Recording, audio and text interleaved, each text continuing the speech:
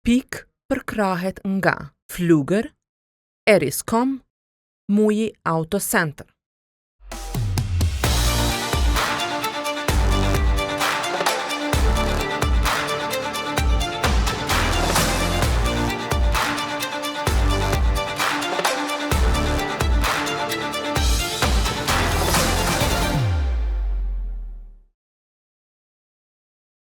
Mirë mbrëma. Sonte në pik kam nderë dhe kënaqësi të bashkëbisedoj me Oliver Jens Schmidt, doktor Oliver Jens Schmidt, njëri prej historianëve eminent të jo vetëm të shqiptarëve, por të Ballkanit në tërësi, por në këtë rast po bisedojmë për shqiptarët. Doktor Schmidt është i lindur në Basel, aty ku ka shumë shqiptar, dhe është në Akademinë e Shkencave të Austrisë, aty prej nga pothuajse në 200 vitet e fundit ka ekzistuar interesimi më i madh dhe më serioz shkencor ndaj shqiptarëve, ndaj kësaj hapësire, dhe me një dashamirësi dhe me një sy kritik, është në traditën e historiografisë, që të analizohet kjo hapësirë e cila dikur kishte marrë edhe dimensione eksotike te Karl May për shembull. Doktor Schmidt, mirë se erdhët. Mirë se ju gjeta. Duke lexuar veprat tuaja moti, më ka rënë në mend një pjesë e William Faulkner, të shkrimtarit amerikan, të njohur, i cili në Requiemin për një murgesh thot e kaluara nuk vdes kurrë, nuk është e vdekur. Madje thot nuk ekziston e kaluar. Sepse në dimensionin e historisë dhe historiografisë, ky e kishte për një çështje krejt tjetër, por ne jemi duke e rishkruar në formë kontinuele të kaluarën. Çka do thot kjo për historinë e shqiptarëve? Unë mendoj në radhë të parë duhet të shtojmë pyetjen, duhet të kuptojmë si u prodhua kjo historie me të cilët të gjithë që në shkollë ballafaqohen sot. Dhe edhe, domethënë, gjeneratat me të vjetër.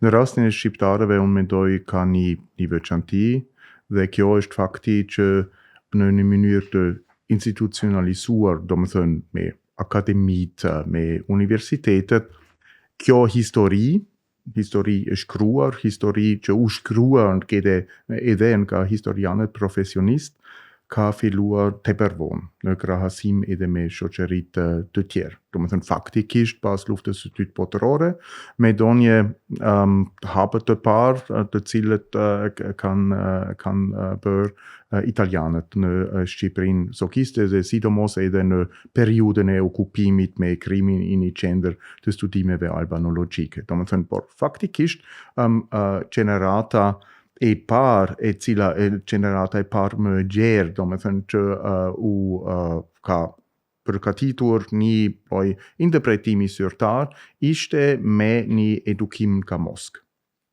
Sepse ata natyrisht kanë bashkëpunuar me një gjenerat tjetër, më vjetër, domethënë disa njerëz që individualisht kanë studiuar jashtë vendit, ose në Itali, ose në Austri, është fjalë për Alex Buda ose H.M. Chabej. Por kjo historiografi zyrtare ka projtur edhe një monopol deri në fund të epokës Enver Hoxhës, dhe një të njëjtën kohë ka edhe eksportuar këtë interpretimin e saj në Kosovë. Në një kohë në të cilët, domethënë është fjalë për fund të viteve 60, Kosova mund të bënd hapë të parë drejt një sistem pak më të lirë. Domethënë në vitet 90, shumica e shqiptarëve kishin një imazh shumë të qartë të historisë së tyre, por nuk kuptonin në çfarë rrethanat në të vërtetë ky interpretim u prodhua. Në Shqipërinë postkomuniste u diskutua shumë për një rishkrim të historisë, por pasur parasysh që edhe një koncepti për rishkrimin e historisht ishte pak autoritar, sepse ideja ishte të zëvendësohet interpretimi inverist me një interpretim tjetër, I cili duhet edhe të pranohet nga të gjithë si versioni I ri zyrtar.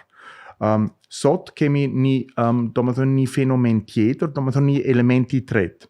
Dhe kjo është prezenca e intelektualëve e historianëve shqiptar jashtë vendit, për herë të parë në historinë e mendimit historiografik shqiptar, mund të verejmë që ka në shumë universitetet perëndimore historianët me prejade shqiptare, të cilët merren edhe me çështjet më delikate të historisë shqiptare. Natyrisht edhe në kohën e luftës së ftohtë, disa intelektual shqiptar në Shtetet e Bashkuara, është fjalë për shembull për Stavro Skendi, ose për Arshi Pipa, ose edhe në Gjermani, ose në Itali, kanë punuar për të fush, por në mënyrë shumë të izoluar.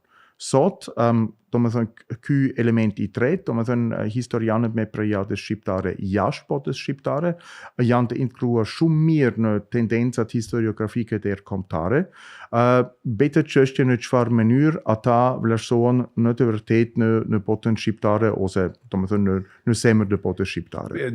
Jetojmë me historinë të cilën e kemi shkruar në shekullin 20, jemi në shekullin 21, por ende nuk e kemi shkruar qoftë edhe me një sy kritik historinë e kaluar me metodologjinë e shekullit 21. Unë mendoj që kjo bëhet, sot unë mund të themi që bota e historianëve shqiptarë është në lëvizje. Sigurisht, sidomos jashtë vendit, kemi shumë monografit, disa monografit shumë të mirë për epokën e inverismit në Shqipërinë komuniste. Dhe nuk rastësisht ata, u përgatitën dhe u botuan jashtë vendit, fatkeqësisht vetëm disa nga ata janë përkthyer në gjuhën shqipe. Por edhe në Shqipëri, unë mendoj që gjërat tani janë në lëvizje, ka një gjenerat e re historianëve, të cilët nuk vazhdojnë drejt për drejt trashëgimin e interpretimit e inverist, por kanë edhe një shpirt shumë më të hapur, ata zgjedhin edhe tema të re, ata botojnë edhe jashtë vendit, dhe kjo është, unë mendoj, një shenjë mirë. Në Kosovë, situata është, pak më konservator, shumë historianët janë pak më konservator, por nga ana tjetër, po kemi parasysh që ka shumë historianë të rinj me prejardhje kosovare jashtë vendit, që sigurisht në të ardhmen do të ofrojnë edhe një kontribut të veçantë këtu.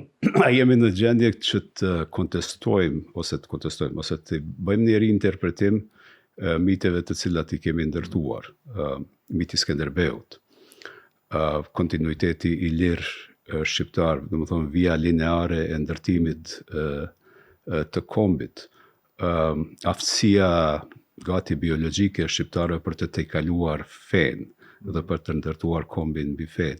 Këto janë pak a shumë mitet të cilat I kemi ndërtuar në shekullin 20, por çdo herë që preken, mbaj mend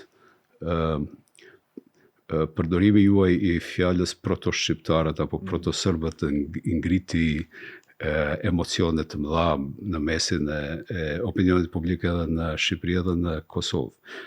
A ka kapacitet kritik shoqëria për të marrë me këto mite? Unë mendoj që në të vërtetë reagimet të një shoqërie ndaj rezultateve shkencore tregon edhe në çfarë etap ose në çfarë fazë zhvillimit demokratik gjendet. Dhe në krahasim për shembull me fillim e të këtij shekulli, unë mendoj zhvillimet janë shumë të mirë. Domethënë sot shoqëria këtu në Kosovë, por edhe në Shqipëri, është shumë më stabile se sa ka qenë 20 vjet më parë.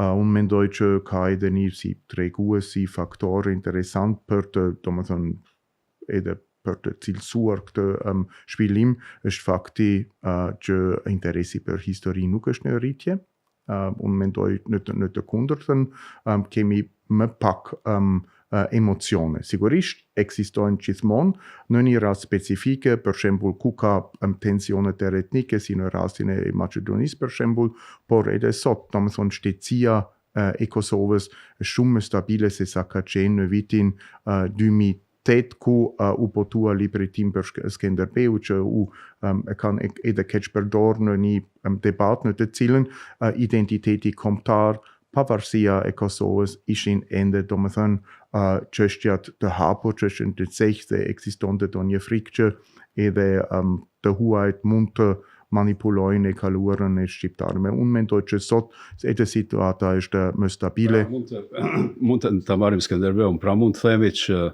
Skenderbeu nuk është atleti i Krishtit, edhe pse ky është, domethënë, ky është përshkrimi i cili jepet edhe në letërkëmbim, dhe Skenderbeu nuk është unifikuesi i shqiptarëve ashtu siç pretendojmë në interpretimin romantik. Është shumë interesante.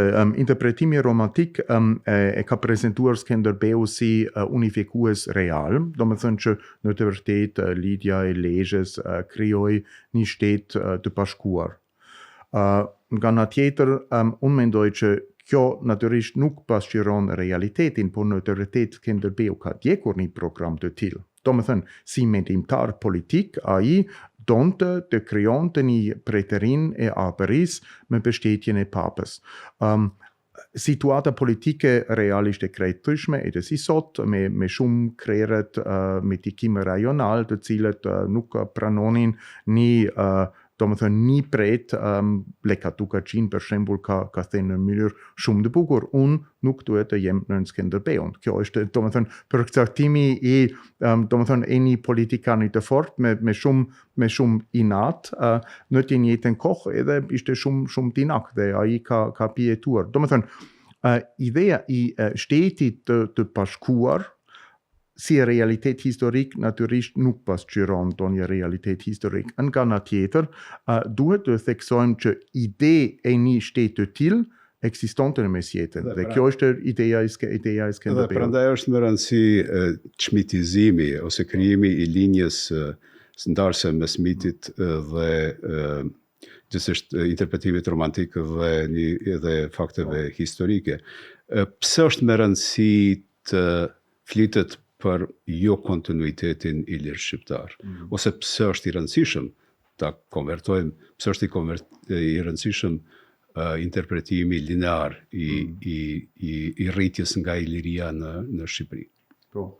Unë mendoj vazhdimësia nuk mund as të pohohet, as të mohohet, sepse nuk kemi provë të mjaftueshme në fushën e Gjuksisë që mund të ne tregojnë apo ekziston ndonjë lidhje midis Ilirishtin dhe Shqipës së hershme. Por, nga ana tjetër, pavarësisht nga teoria e vazhdimësisë iliro-shqiptare, kemi shumë elementa që tregojmë që ka një vazhdimësi, që në të vërtetë, domethënë arkeologjia, Gjuksi dhe sot edhe paleogenetika tregojnë shumë qartë që përthamën e shqiptarëve, popullsisë shqiptare apo proto-shqiptare kanë qenë nga lashti deri në sot në Ballkani qendror, domethënë Kosova e sotme, Serbia e jugut, Maqedonia, Shqipëria veriut dhe e mesme, dhe natyrisht është çështje hapur sepse shumë gjeneratët shqiptarëve nga Elbasani në Najsus,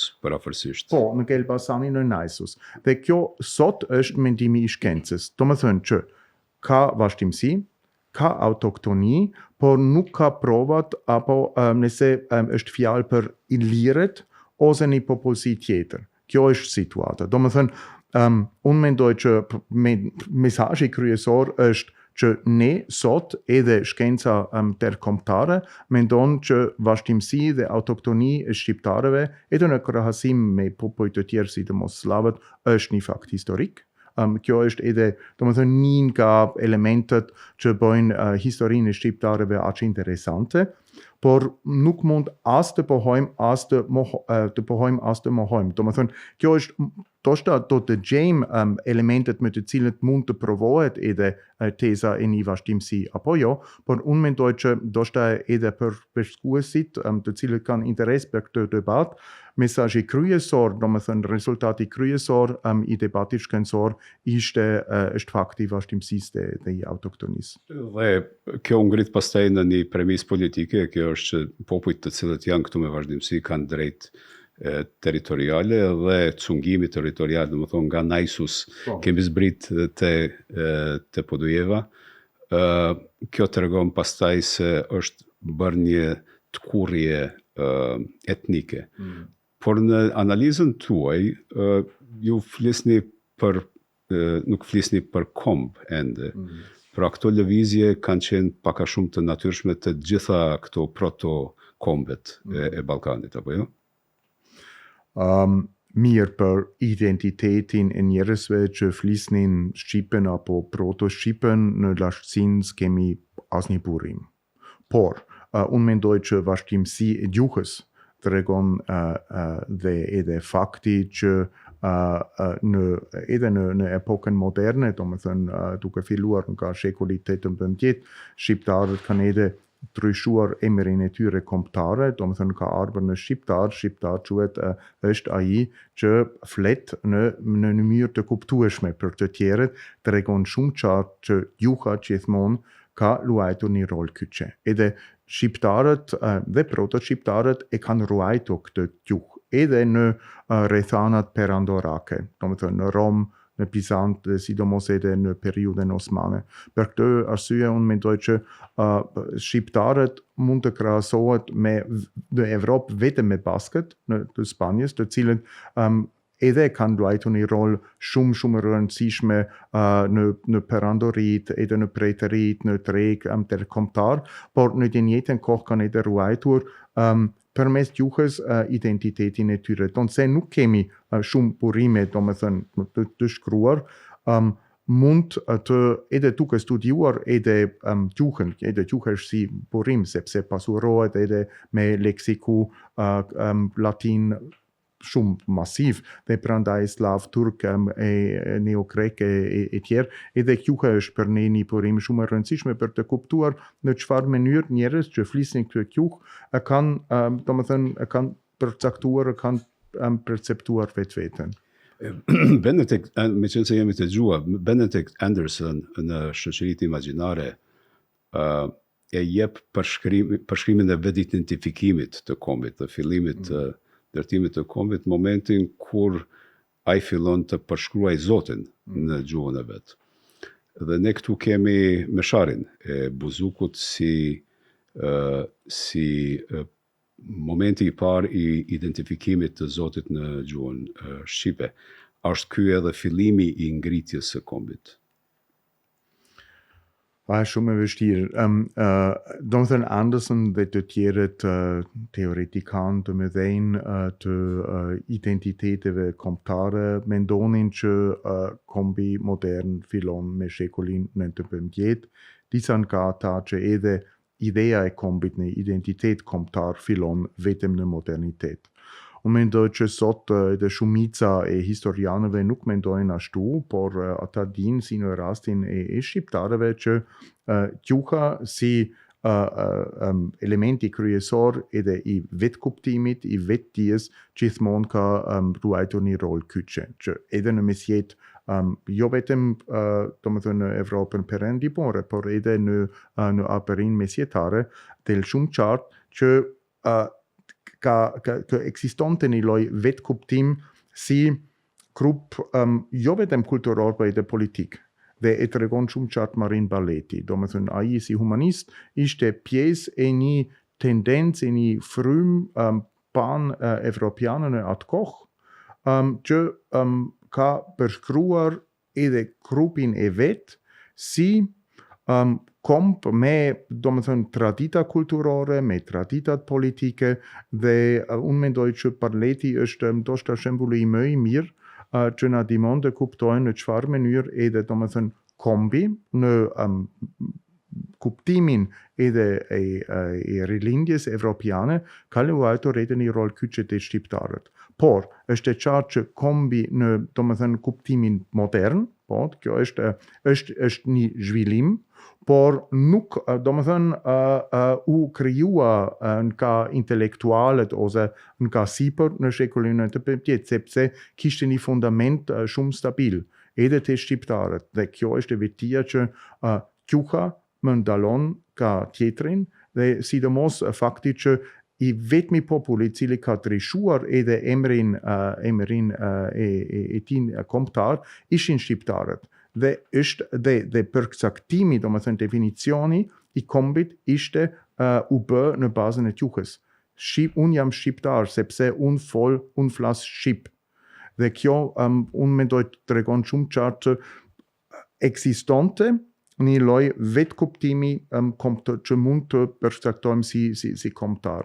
Domethënë, prandaj sigurisht si kjo si veretje e fundit, kjo bazë domethënë u përmirësua, u zhvillua nga mendimtarët e rilindjes, si u bë edhe në vendet e ndryshme të Evropës të Por kohë. nuk ishte një ecje lineare, siç cekni ju në analizën e juaj. Keni një shembull të jashtëzakonshëm me Marko Boçarin, i cili është sulliot, flet shqip, shkon ta vras komandantin e ushtrisë osmane, zbulohet, i cili komandant po ashtu flet shqip, dhe Marko Boçarin e vrasin mercenarët katolik të Mirditës, të cilët po ashtu flasin shqip. Absolutisht. Ashtu ishte. Edhe kjo flet për mungesën e identitetit kombëtar bazuar në gjuhë, domethënë flisni ju për ndarjet religjioze dhe politike si ndarjet të cilat kanë penguar ngjizjen e kombit. Po, kjo është natyrisht një tjetër fenomen shumë interesante që unë mendoj jemi vetëm në fazë të parë për të kuptuar në çfarë mënyrë, domethënë gjuha ka luajtur një rol në fazën para rilindjes. Kam në një libër tjetër, kam gjetur në një libër edhe për suliotet një shembull shumë e bukur që tregon sa e delikuar në të vërtetë në fund në fillim të shekullit 19 ishin gjërat.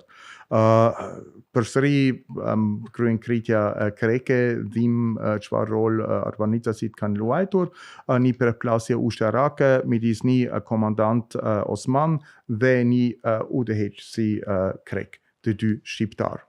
Por ishte Osmani i cili në një letër në gjuhë greke. Xhavella, Xhavel. Është shumë më bukur është, sepse ishte komandant Osman i cili në një letër në gjuhë greke, sepse greke ka përdorur si me shkrim, ai ka bërë një thirrje tjetrit, re Kiço, ti je shqiptar si unë.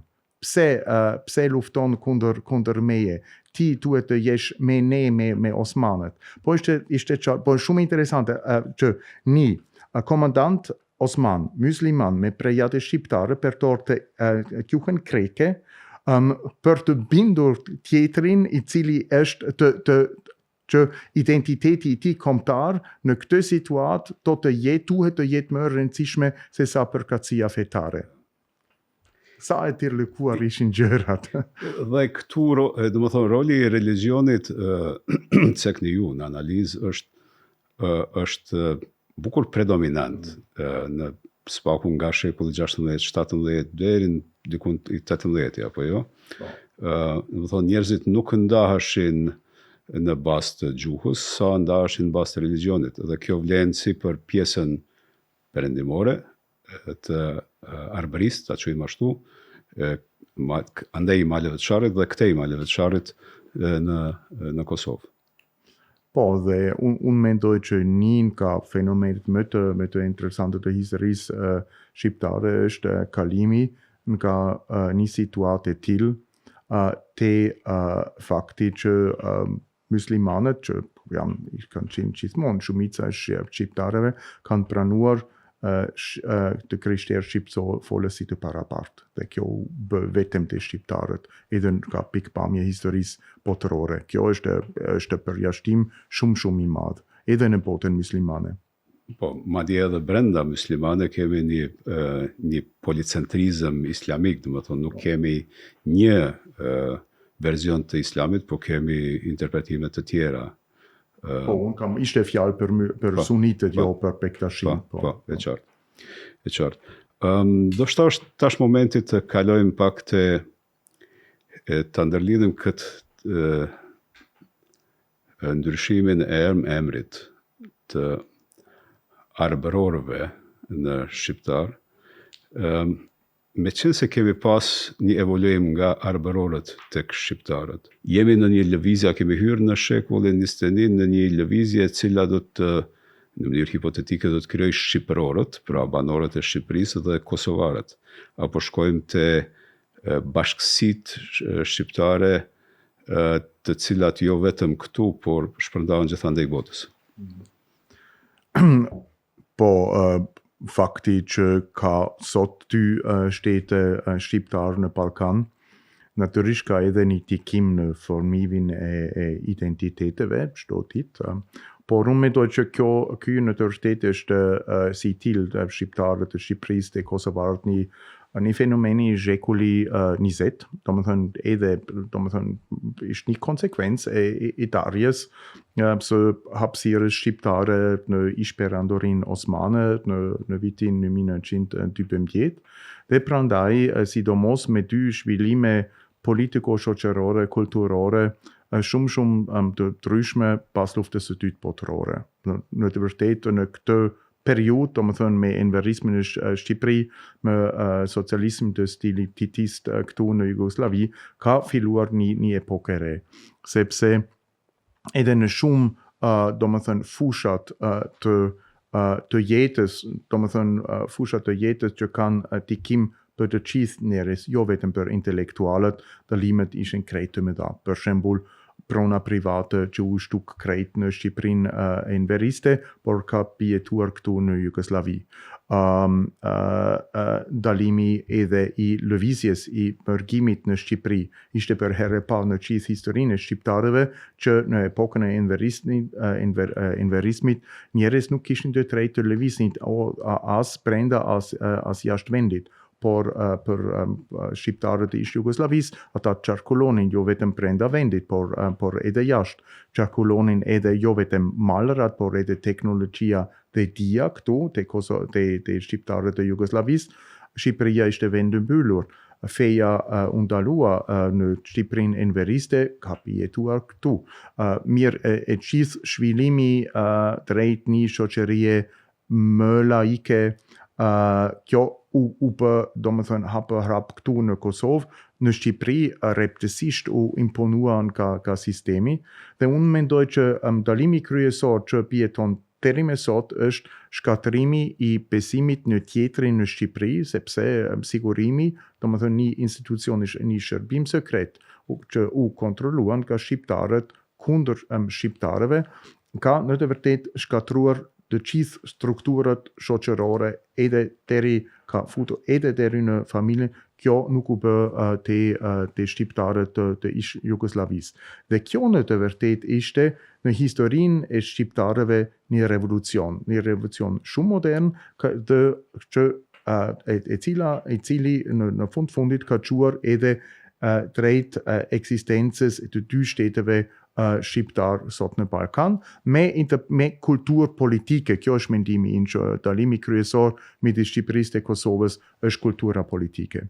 Është edhe një moment tjetër, domethënë aksidentaliteti i ndërtimit të Kosovës si shtet nga përfundimi i luftës së dytë botërore i jep Kosovës një detyrë të jashtëzakonshme të shndrohet në Piemontin e shqiptarëve të ish Jugosllavisë. Pra Universiteti i Prishtinës shndrohet në Universitetin e shqiptarëve të Maqedonisë, të Malit të Zi, të Luginës së Preshevës.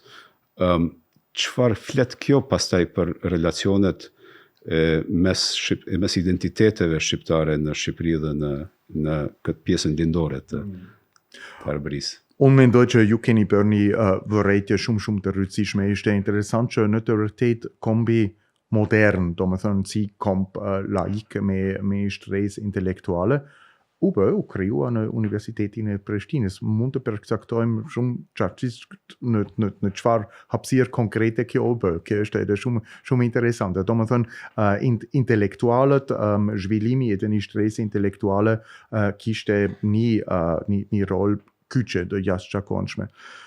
Por unë mendoj që mund të vërejmë në shekullin 20, domethënë një ndryshim radikal, rrënjësor e peshës së rajoneve të ndryshme. Në fund, në fillim të shekullit 20, ishte shumë qartë qendrat kryesore politike ishin Shkup dhe Prizren.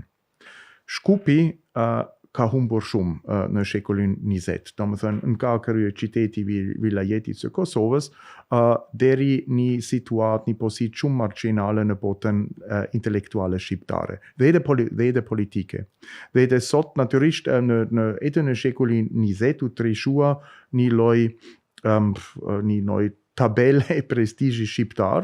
Në fund të epokës osmane numër 1 ishte ndoshta Prizreni, numër 2 Shkupi dhe prandaj ndoshta Shkodra, Vlora dhe sot është Prishtina, Tirana në të njëjtin nivel dhe Shkupi si numër 2 ose 3, por qendrat për shembull në Malin e Si ose në lukinën e Preshevës, për të mos folur edhe për organizacijet e të tjerë, kjo ka ndryshuar krejt. Domethënë edhe ideja e Memedheut për shembull, shteti shqiptar, domethënë Shqipëria ose Apëria perëndimore historikisht ka marrë këtë rol të Memedheut për disa dekadë dhe por sot më duket ka dy kryeqytetet, dy qendrat kryesore të shoqërive shqiptare. Kjo natyrisht ka krijuar një situatë policentrik e cila nuk është më situata policentrike e epokës osmane. Dhe sot mund edhe të shihet për shembull si në Shkup intelektualët shqiptar luftojnë edhe për të pak rikrijuar, rinqallëruar pozitën të cilët kishin pasur një shekull më parë. Është interesant, po të ishim në histori alternative. Dhe hajde të themi 1903 ndoshta jo, po 1912 shpallet shteti shqiptar në Shkup. Si do të zhvillojë historia?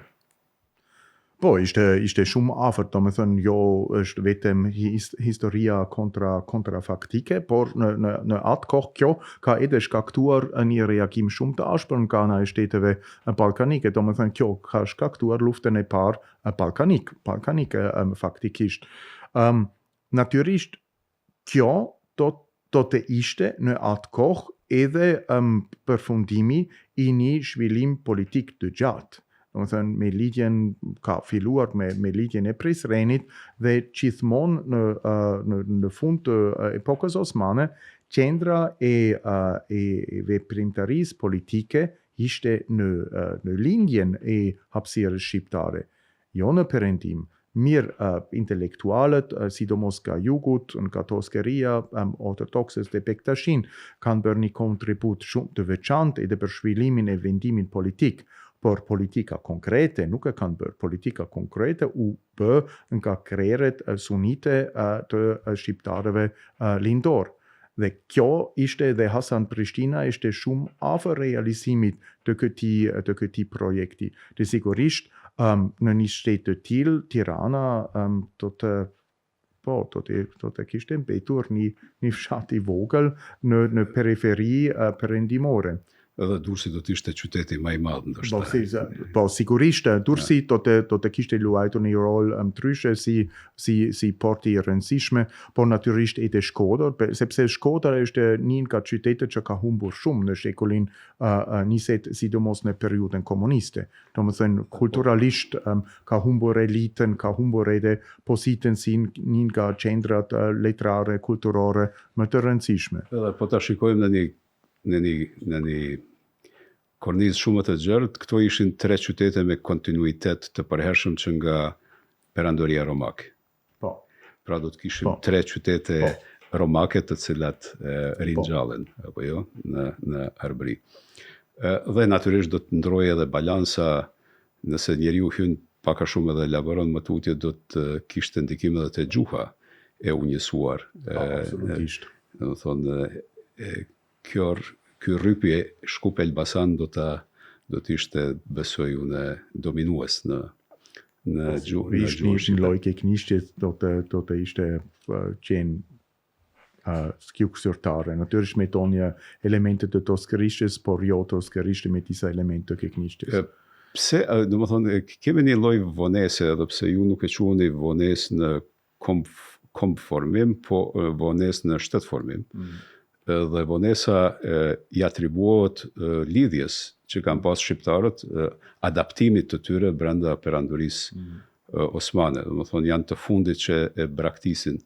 Bile kryeministi Rama tallet me bashkësinë ndërkombëtare, thotë ne jemi të fundit që do ta braktisim NATO-n nëse prishet NATO-ja ose Bashkimi Evropian nëse prishet Bashkimi Evropian. Do të thonë kemi një lidhmëri me perandorit apo adaptohemi perandorive. Por a është kjo vonesa edhe në mos kuptim të trendeve historike? Për shembull, ende, do të thonë, kemi një kontradikt të thellë në Kosovë, sepse kemi luftuar për të pas shtet të pavarur, dhe ende një pjesë e ligjerimit ton politik, posaçërisht të njerëzve që kanë qenë përfshirë në luftë, është se Shqipëria është shtet am. A është kjo kontradikt vonesa në të kuptuarit e ndryshimit historik? Unë mendoj se ratë të parë ju keni bërë një dalim shumë të rëndësishme, do më thënë vonesë, po mund të diskutojmë që është edhe do më thënë fjalë e duhur, por vonesë nuk ka në formimin e kombit, vetëm në formimin e shtetit. Fakti që do më thënë 50% e shqiptarëve kanë betur jashtë shtetësisë shqiptare, do më thënë pas darjes të hapësirës shqiptare në Ballkan, natyrisht ka luajtur një rol kyçe edhe në marrëdhëniet e shqiptarëve të ish Jugosllavisë me Shqipërinë, të cilët e kanë parë dhe e cila e ka edhe prezentuar vetveten si Memedheu. E dim shumë mirë të gjithë kosovarët edhe të gjeneratës së vjetër, e din që Shqipëria ka luajtur roli i një model ose i një ender, shumë pak njerëz kanë u balaforcohen me realitetin shoqëror dhe politik shoqëror në Shqipëri, sidomos edhe ekonomik, dhe u befasuan, po kanë vizituar për herë të parë edhe këtë Memedheu. Natyrisht, zhvillimi i identitetit shqiptar, i kulturës shqiptare në ish Jugosllavinë u bë në marrëdhënie shumë të kushta me Shqipërinë in veriste. Në atë kohë ishte shumë e vështirë edhe për elitën kosovare ose përgjithsisht për elitën e shqiptarëve të ish Jugosllavi të formohej shumë shpejt një letërsi, një shkencë pa mbështetje nga jashtë. Dhe kjo ishte edhe një lloj fatkeqësi, sepse ky bashkëpunim fillonte në një periudhë të enverismit më të reptë. Do më thënë të gjithë institucionet edhe do më thënë mendimi politik, letrar, kulturor, shoqëror u zhvillua në Kosovë me mbështetjen që ishte mbështetje e duhur në atë kohë, por nga një Shqipëria e cila nuk ishte as lirë, as liberale, por një Shqipëri totalitare.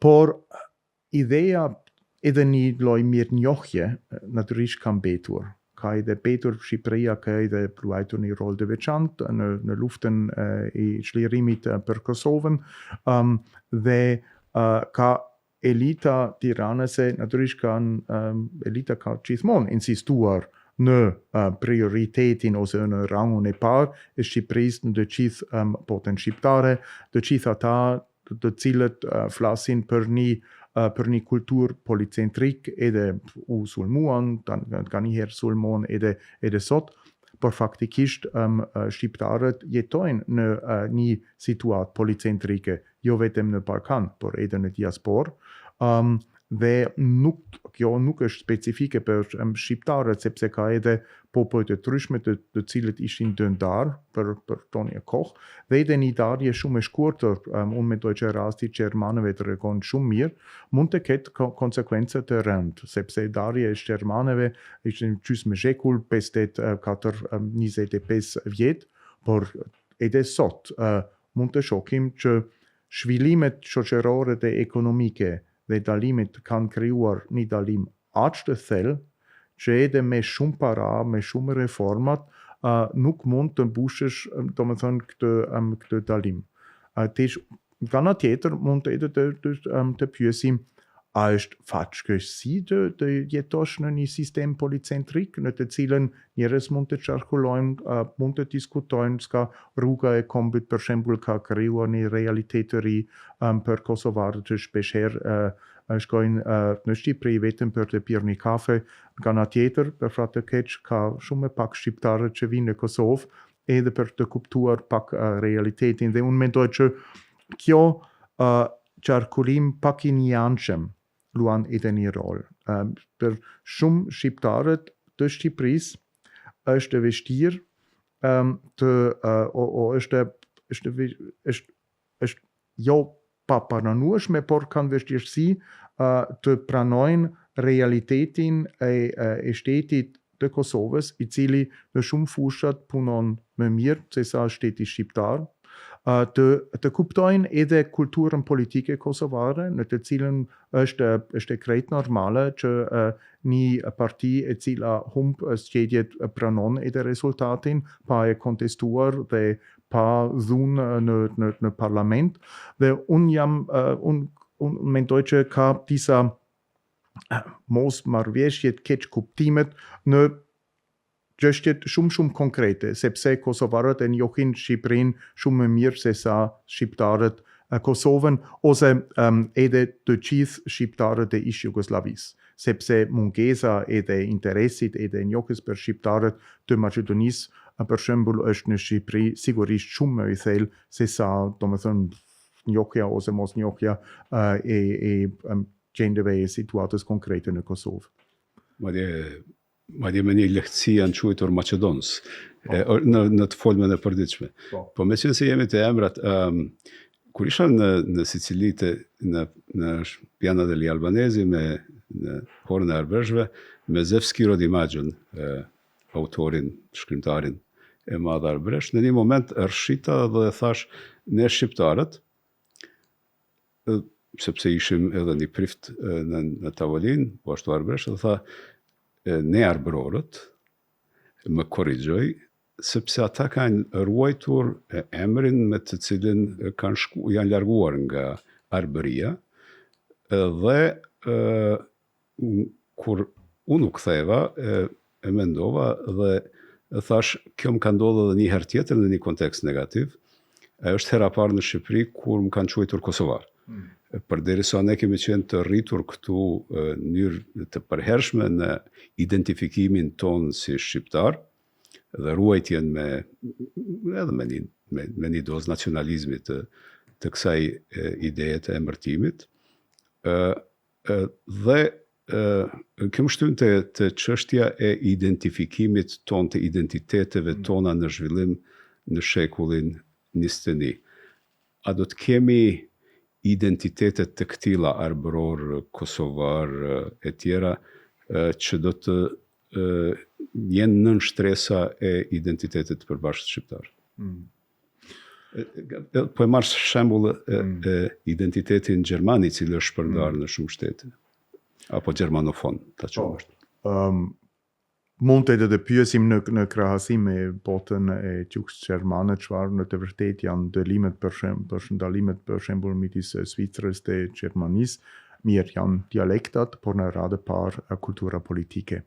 Domethënë, Zvicra ka një traditë të lashtë të demokracisë, me një pjesë me mundësitë për çdo qytetar të marrë pjesë edhe në procesat politike, domethënë shembuli më i njohur janë referendumet që nuk ekzistojnë në Gjermani, është edhe pozita dhe ideja e qytetarit të thjesht për shtetin, do më thënë, a e shteti tjetri, ose jam unë edhe pjestar, antar i shtetit, jam unë edhe një shtyll e shtetit, sepse kam të drejt, unë shpreh edhe mendimin tim, dhe kam përshtypje që edhe mendimi im ka donjë tikim në Gjermani, për shembull me një demokraci reprezentative, qytetari thjesht ka po mirë, ka të drejtën të shpreh mendimin e tij në zgjedhjet, por midis zgjedhjeve vetëm në demonstratat nuk ka asnjë mundësi tjetër.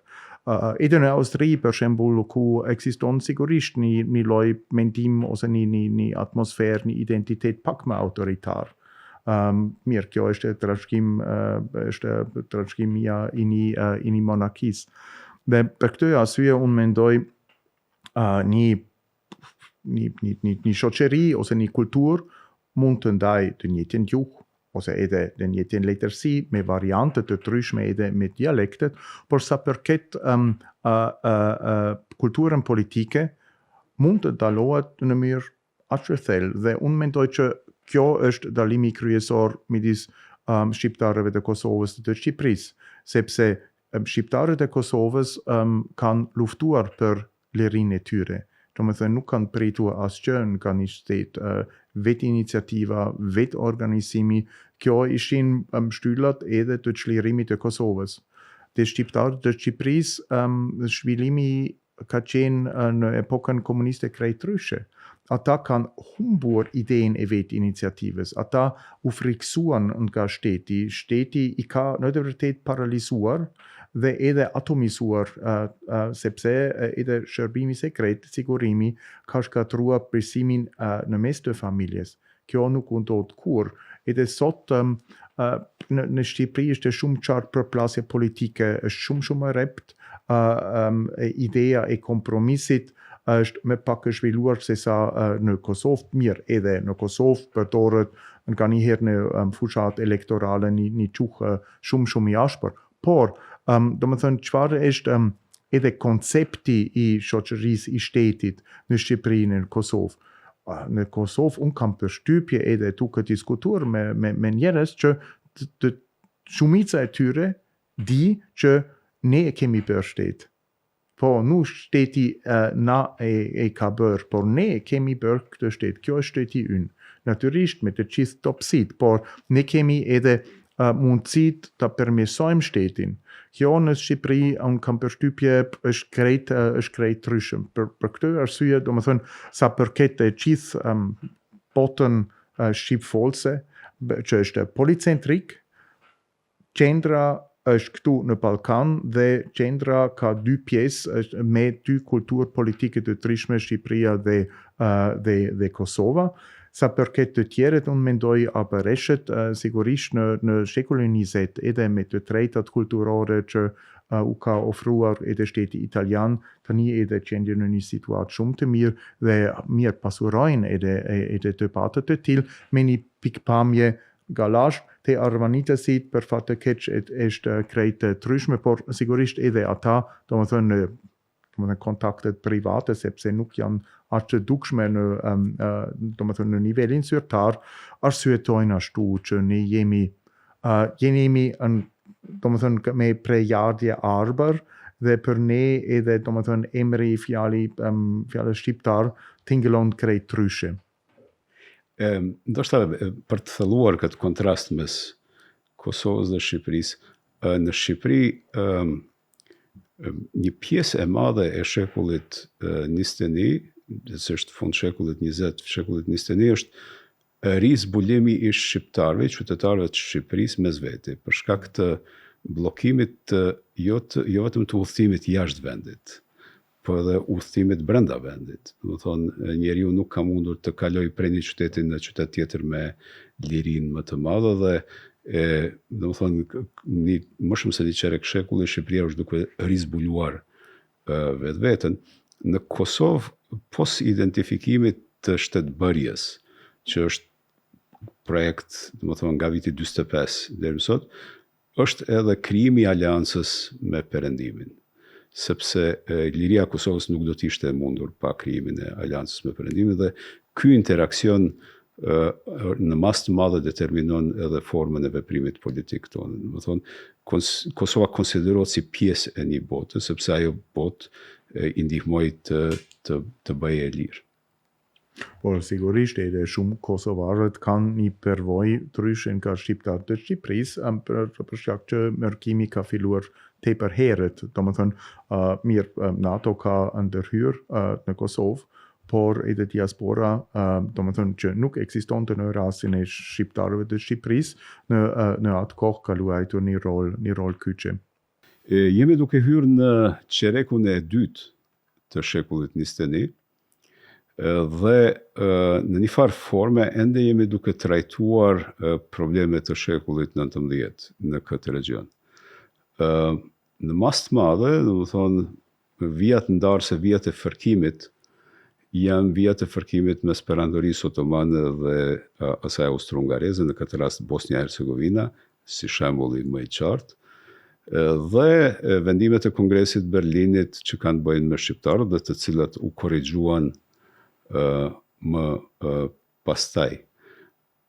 Por kanë ndryshuar në mënyrë determinante edhe raporti perandorive. Edhe një perandori e cila, ose një paqe ndërtuar në formë perandorake Pax Americana, paqe amerikane, si mas dikujt është tërhequr në fillim të këtij shekulli, si mas dikujt po të riqet tash, por është e qartë se nuk ekziston më paqja e dominuar nga një pushtet i vetëm. Si do të zhvillohet tutje kjo? Sot në Neue Zürcher Zeitung kam lexuar një analizë shumë të mirë i një gazetari i cili thot të gjitha të që sot japin një analizë të qartë për situatën me të cilën ballafaqsohemi, ndjekin ose interesin të prezentojnë veten si të jenë në një pozitë morale superiore, ose ndjekin ndonjë qëllim politik konkret. Një analist i mirë duhet të pranoj fakti që situata është aq jo stabile, që nuk e dim çfarë do të jetë hapi më teshëm i presidentit amerikan, që duhet në këtë fazë të jemi shumë modest, duke analizuar politikën e Amerikës. Tjetër që është të pyesim si ne mund të zhvillojmë një politikë e cila do të jetë më pavarur nga Shtetet Bashkuara të Amerikës, duke ruajtur në mënyrë të mundshme një bashkëpunim të mirë.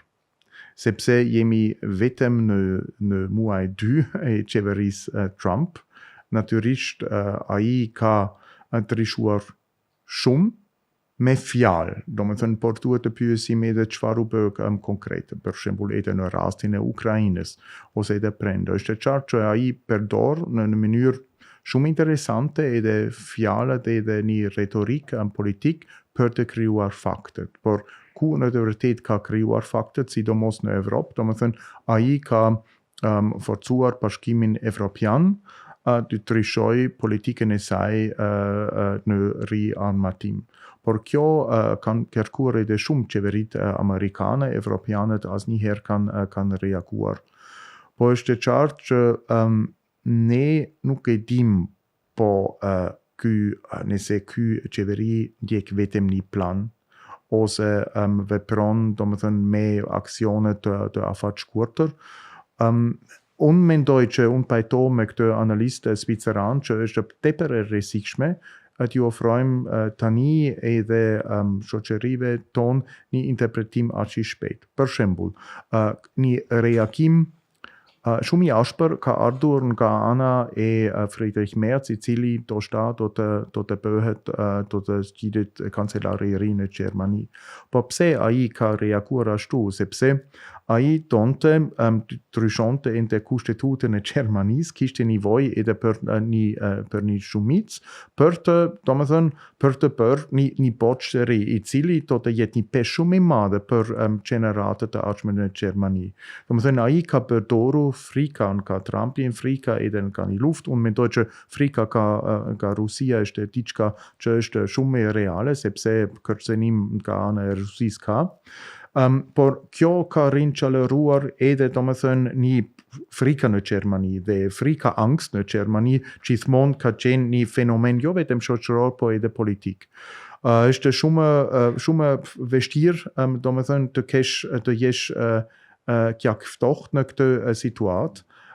Është edhe shumë vështirë të mos hysh me konceptet, me teori të mëdha për të shpjeguar politikën e Trumpit në këtë moment. Domethënë, është një përgjigje modeste, por mendoj që duhet të presim edhe pak për të kuptuar më mirë çfarë bëhet në të vërtetë në Amerikë. Ja, e mendova me këtë, domethënë në momentin kur njeriu nuk mund të identifikojë se si do të veprohet në të ardhmen, ekziston një zonë komforti, është interpretimi të kaluarës.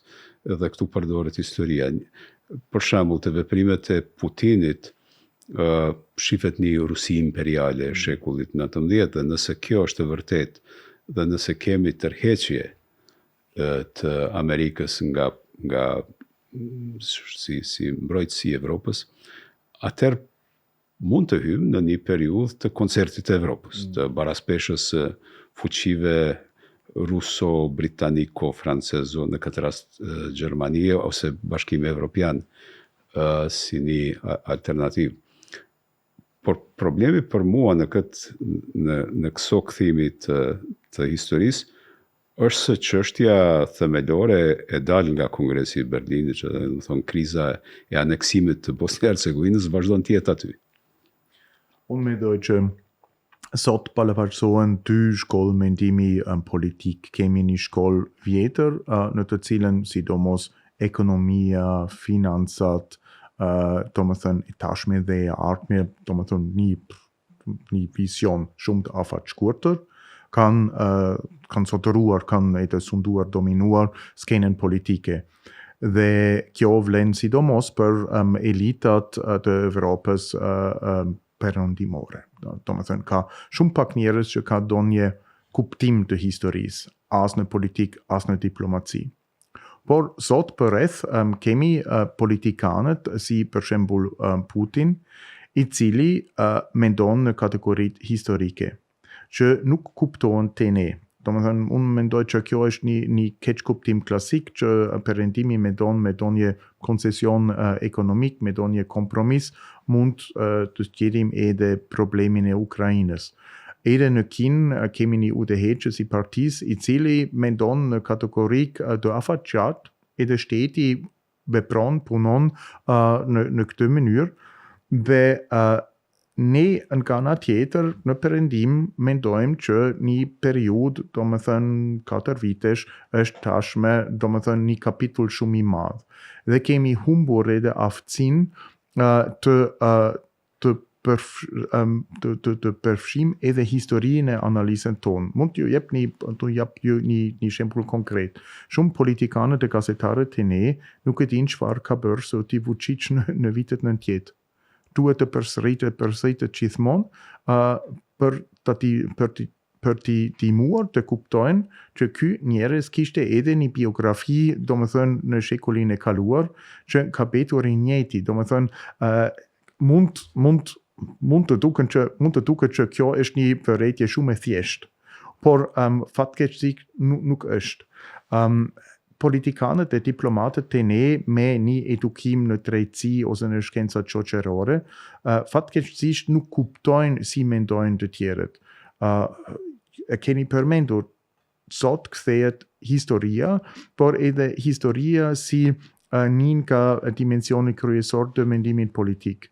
Dhe s'kemi nevojë jo vetëm për riarmatim, domethënë teknologjik, por edhe për një kuptim tjetër të politikës. Dhe është një përplasje sot. Dhe është e qartë që ata që kanë edhe sistemat ushtarake shumë të fort, jo më të fort, por shumë të fort, veprojnë përdoren një mendim të tillë. Kjo është shumë interesante në këtë moment si perëndimi do të reagojë ndaj rikthimit të historisë. Në fillim të këtij shekulli, të shekullit 21, pa ta shkruar se kufiri mes Kosovës dhe Serbisë është vijandarse mes perëndimit dhe Rusisë, të përplasjes së interesave. Diku në fillim të shekullit të kaluar,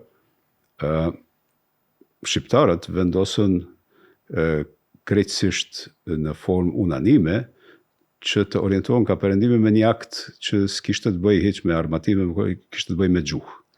Kongresi i Manastirit përcaktoi identitetin shqiptar brenda tërësisë të asaj që quajmë perëndim. Në këto 200 vjet, më pak se 200 vjet, prej asaj kohe, kemi pas një përcaktim dhe ripërcaktim të përhershëm të Serbisë nga lindja, mohim të identitetit perëndimor, ndërsa një pjesë e rëndësishme e identitetit serb që nga Karadziqi është ndërtuar duke imituar, duke u ingranuar në perëndim.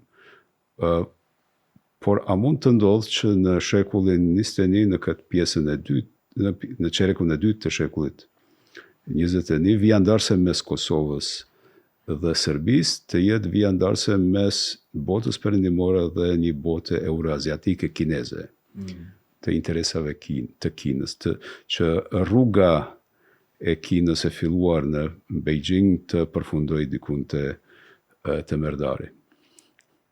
Kjo mund të jetë natyrisht ka edhe një faktor tjetër, kjo është faktori islamik, domethënë varet edhe shumë ka orientimi i shoqërisë kosovare dhe edhe shqiptare në marrëdhëniet me botën islame, sepse kjo është edhe një dalje tjetër. Një faktor tjetër natyrisht është edhe zhvillimi i mëtejshëm e demonstratave në Serbi, ka edhe në Serbi një tarje të thellë, domethënë një pjesë e shoqërisë e cila mendon që një sistem autoritar mund të ofrojë donjë siguri. Nga ana tjetër është interesante të vërejmë që një pjesë ose ndoshta edhe një shumicë e rinisë mendon ndryshe. Edhe Serbia ka një diasporë shumë të fuqishme dhe unë mendoj për gjithë Ballkanin, jo vetëm ndikime të ndryshme, por edhe zhvillimi demografik luan dhe do të luajë një rol kyçe. Sepse edhe në Serbi, domethënë në rastin në të cilën Vučići do të pijetoj, demonstratat dhe edhe reagimi i tij, domethënë reagimi i qeverisë do të shkaktoj sigurisht një zhvillim, një ikje masive e të rinjve nga Serbia. Domethënë kjo është edhe një situatë me të cilën ballafaqohet të gjithë Ballkani. Domethënë çfarë hapësirë, çfarë domethënë ndikim do të ketë një Kinë në një vend me një demografi aq të dobët si Serbi në një regjim të mëtejshëm të Vučići.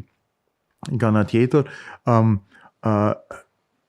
situata geostrategjike në Evropë ka treshuar, sepse për herë të parë edhe Bashkimi Evropian edhe me vendimin Gjermanisë, domethënë vendimi i Parlamentit Gjerman, që ka marrë pje për riamartim, gjendemi në një situatë të re që shumë evropianët tani kuptojnë sa e rëndësh situata dhe që edhe Evropa nuk ka më domethënë mundësi të mendojnë në një mënyrë shumë luksuoze që të tjerë të aprojnë.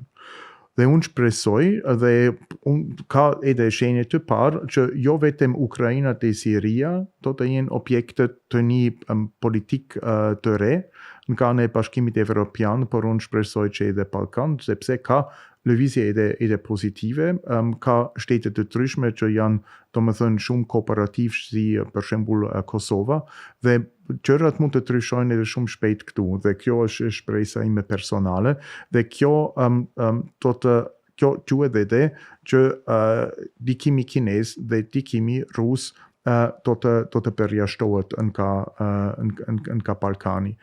Kjo duhet të jetë edhe qëllimi kryesor strategjik i perëndimit këtu në Ballkan, dhe natyrisht do të kishte shumë mbështetje për hapet të tillë. Do të shohim konkretisht çfarë do të bëhet në Bosni metodik, i cili ka provokuar edhe perëndimin. Gjykata konstituese e Bosnisë ka marrë tonë hapet, por tani duhet të bëhet edhe diçka konkretisht. E dim që ka domethënë një lidhje nga Fico në Slovaki me Orban, me Dodik, me Vučić deri në Mickovski në Maqedoni, po ky bashkëpunim nuk është aq stabil, sepse edhe brenda Hungarisë opozita është në rritje, në Serbi po tani vërejmë çfarë bëhet, domethënë unë mendoj që ka ndoshta edhe potencial për një pranverë ballkanike e cila mund të ndryshojë rrënjësisht situatën. Por domethënë zhvillimet të tillë kanë nevojë edhe për pak mbështetje nga jashtë. Mbështetje e cila ka munguar deri tani, por unë mendoj që zërat që bën një thirrje në këtë trajtim janë tani më të dukshme se sa kanë qenë disa javë më parë. Është interesant kur përmendet Islamin. Deportimi dhe forcimi i Islamit ka qenë, domethënë, Islamit politik ka ndodhur për shkak të zhvillimeve që nga lufta e Afganistanit e tutje deri te Iraku, domethënë lufta e parë e Afganistanit, invadimi rus në Afganistan dhe financimi i opozitës mujahedine ndaj Rusisë, dhe lindja e Islamit politik i armatosur aty. Por tash kemi të bëjmë me një lëvizje tjetër tektonike në botën islame të kryesuar nga Arabia Saudite dhe ripozicionimi geopolitik i Arabisë Saudite. Nëse Arabia Saudite hyn në reformim të vetvetes siç ka hyrë, dhe nëse ky reformim prodhon një avancim në demokraci, nuk po themi që do të krijohet një shtet demokratik, cilat do të ishin efektet, së bashku me gjërat që bëhen në Emirate për shembull, cilat do të ishin efektet tek Islami në Ballkan? Po unë personalisht dyshoj që do të ketë një zhvillim demokratik në Arabinë Saudite, sistemi është tepër autoritar. Natyrisht unë mendoj që çdo hap drejt një sistem më pak autoritar në botën arabe do të kishte një ndikim shumë të madh edhe këtu. Të mos harrojmë që për shembull në vitet 50, në gjysmën e parë viteve 60, socializmi arab laik ishte dominues në botën arabe. Dhe ka në YouTube, ndoshta edhe për shkruesit e këtij emisioni shumë interesant, ka një film shumë të bukur me Nasser, i cili bën shaka për për hoxhallar të cilët janë përpjekur të imponojnë disa rregull të fejes islame shumë zakonore. Për shembull, ishte shembuli i imami kryesor i Kairos, i cili kërkonte nga Nasser si shef shteti që të gjithë vajzat në shkolla duhet të zbulohen, por vajza e tij nuk zbulohej dhe Nasseri ka thënë tu nuk ke fuqi, nuk ke pushtet në familjen tënde, çfarë mund të bëj unë me 20 milion krash egjiptiane. Dhe ishte një salë plot me politikanë të cilët janë shpërthyer, domethënë kishin shumë qejf. Domethënë kjo atmosfera rigide, fetare, konservatore, agresive, domethënë nuk është një ligj historike, domethënë është një zhvillim konkret, edhe situata mund të ndryshohet. Petët çështja apo nëse Arabia Saudite do të jetë burim I një zhvillim të tillë, do të ishte shumë mirë, nuk e shoh në këtë moment. Në të kundërtën, unë mendoj që ndoshta edhe muslimanët të Ballkanit mund të luajnë një rol tjetër në botën islame. Sot është e qartë që feja dhe edhe ndikimi konservator është në rritje, por dhe që nuk ka donjë dikim I elitës muslimane të Ballkanit në botën arabe për shembull. Sepse edhe për ne duhet edhe të pyesim si mund të organizojmë bashkëtesë e muslimanëve në Europë, domethënë sidomos ata që janë autokton në me bashkimin evropian. Dhe unë mendoj që shqiptarët e keni tashmë përmendur kongresin e manastirit. Musliman shqiptarë kanë dhe një përgjigje që ishte në të vërtetë revolucionare në atë kohë, domethënë kalimin nga alfabeti arab në alfabet latin, por prandaj si hapi me teshëm, domethënë ideja që të gjithë që flasin të njëjtën gjuhë janë të barabartë. Kjo është revolucion, sidomos në krahasim me socialistët arabe. Po krahasojmë rastin e shqiptarëve me botën arabe, mund të identifikojmë disa elemente që kanë përbashkët, domethënë roli të cilën intelektualët krishterë kanë luajtur në lëvizjen socialiste.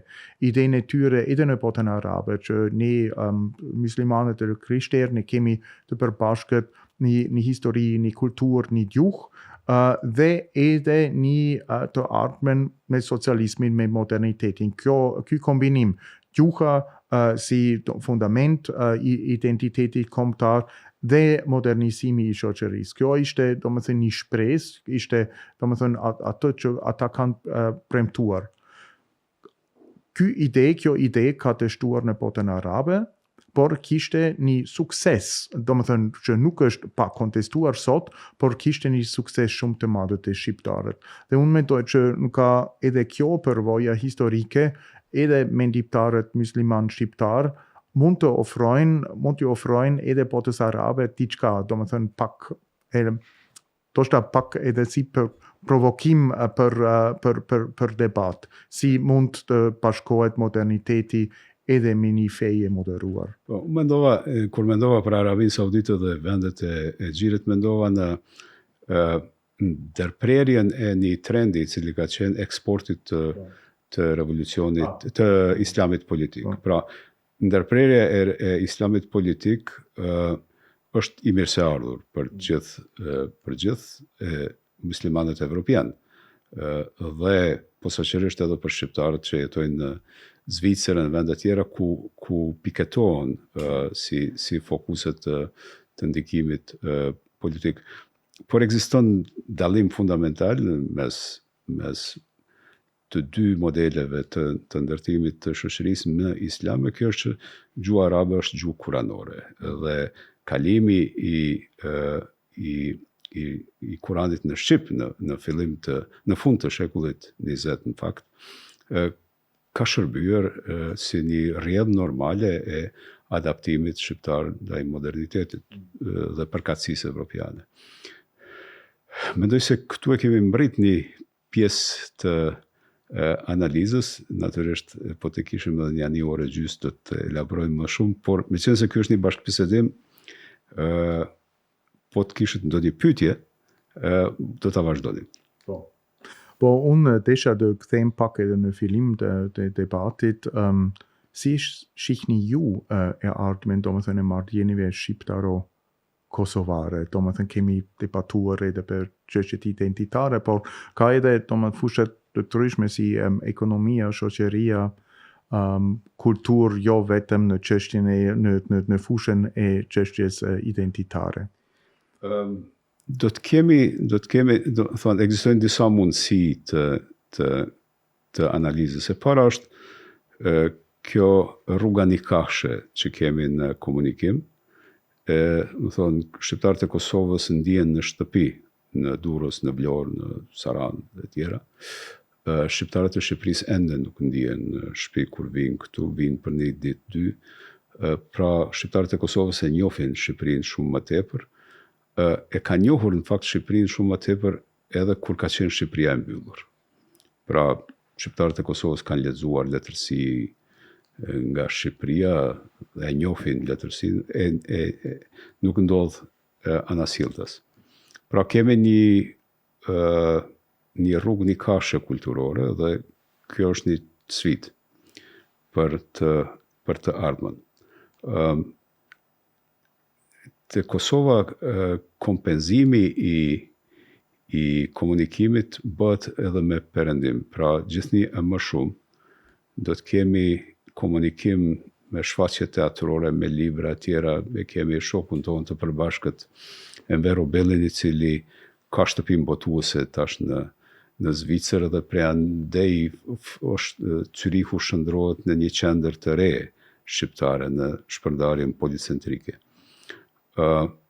Por ende nuk janë konsumuar lidhjet e forta ekonomike mes Kosovës dhe Shqipërisë. Një shembull i cili nuk është marrë parasysh për fat të keq. Kompania norvegjeze e energjisë ka ndërtuar hidrocentral në lumin Devoll. Ka investuar dikun mbi gjys miliard euro dhe ato hidrocentrale prodhojnë dikun 250 megawatt fuqi të energjisë elektrike.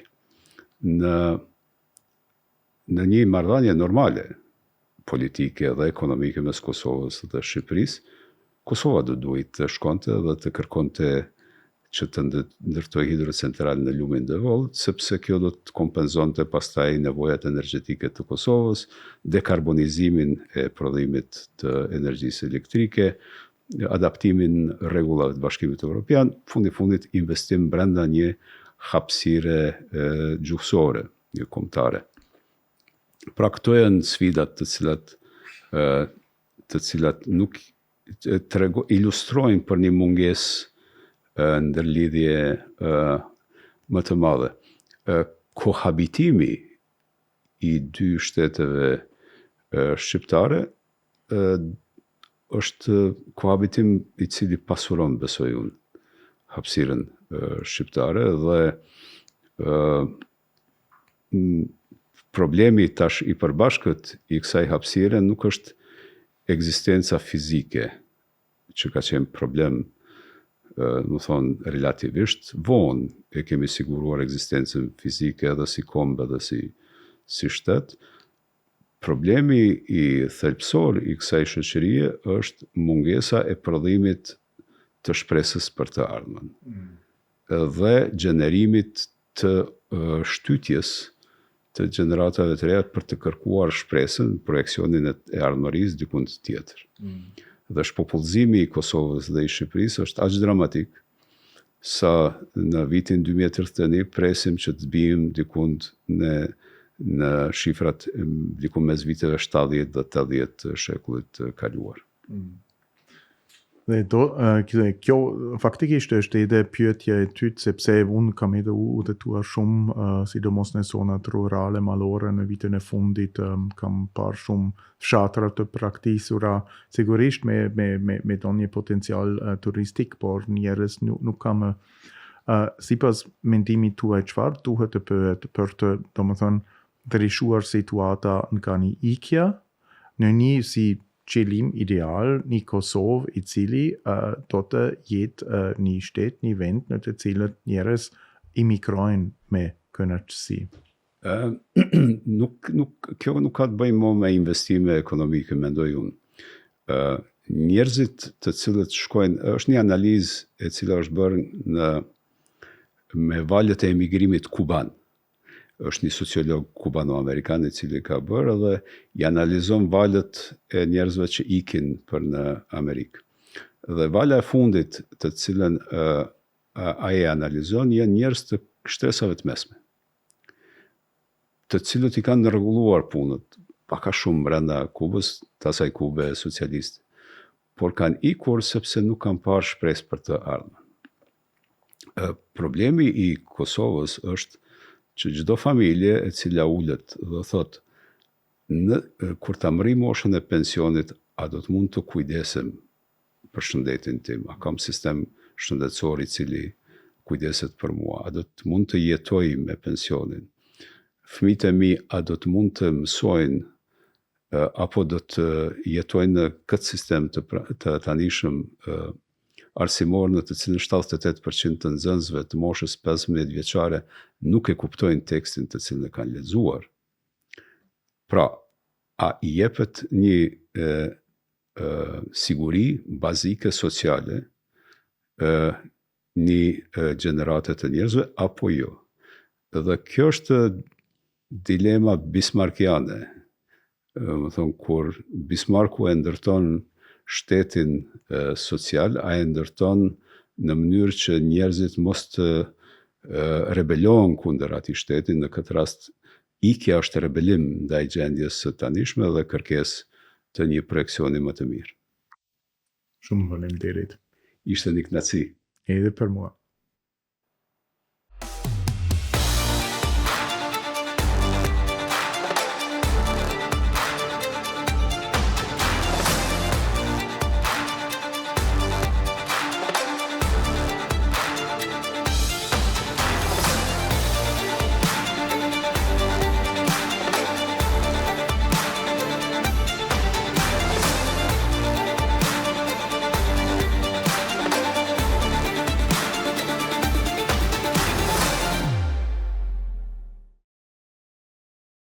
Pik përkrahet nga Flugër, Eriscom, Muji Auto Center.